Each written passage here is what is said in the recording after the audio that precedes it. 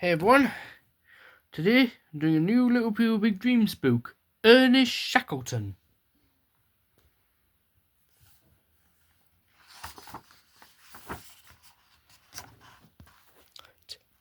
Little Ernest was an Irish boy, born on a farm surrounded by rolling green hills. His family lived in the same county for more than 150 years, and Ernest dreamt of travelling far, further than anyone had ever gone before.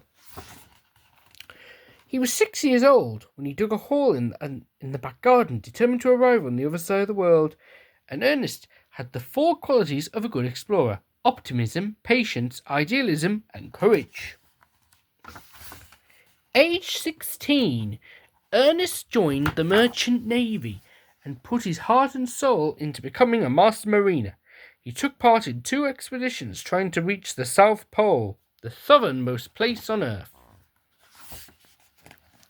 When Roald Amundsen, a Norwegian explorer, reached it first, Ernest decided to plan a new feat: to cross Antarctica from sea to sea via the pole.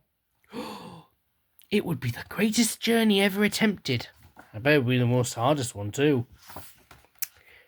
He placed an advertisement in a newspaper that read, "Men wanted for hazardous journey, small wages, bitter cold, long months of complete darkness, constant danger, safe return doubtful, honour and recognition in case of success. Signed, Ernest Shackleton."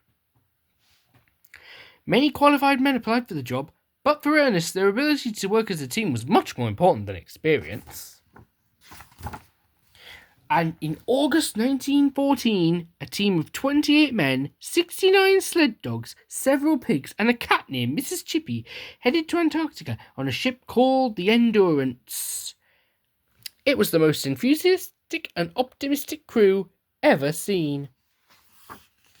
For months, Ernest and his crew crossed the ocean, greeting the whales and the penguins as they sailed near majestic icebergs. But one day, their ship became trapped in the ice, unable to move in any direction. Hoping that when spring came the ship would be released, Ernest decided to stay calm. He used every trick he could think of to cheer his men up and keep them busy, organising dog races, telling stories, and playing football on ice. Wow, that was clever, innit? Big, clever, but weird. 9 long months passed, and the ice started breaking the ship into pieces. Ernest and his men were left on a drifting floe, with few supplies left. Their only chance was to drag the lifeboats to open sea in an attempt to reach land. It took 7 days on deep dark waters for the exhausted crew to reach Elephant Island. Ernest always stood tall at the tiller, keeping morale high. But there was little hope of being rescued in such a vast uninhabited land. I bet I wouldn't like to be there. Ooh.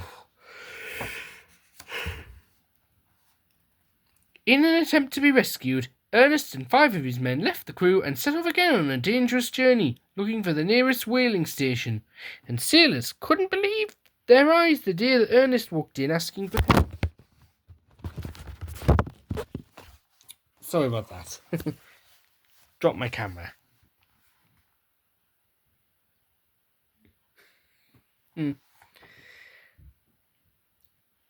Right, where was I? Oh yes. Sailors couldn't believe their eyes the day that Ernest walked in asking for help. With help at hand, Ernest went back to the island and saved the rest of the crew. Everybody thought it was a miracle they had all survived, but Ernest never lost faith in bringing his men home. Little Ernest lived through one of the most incredible adventures of all time, and today his story inspires an endless crew of dreamers who know that optimism is the truest and most powerful form of courage. Which it is.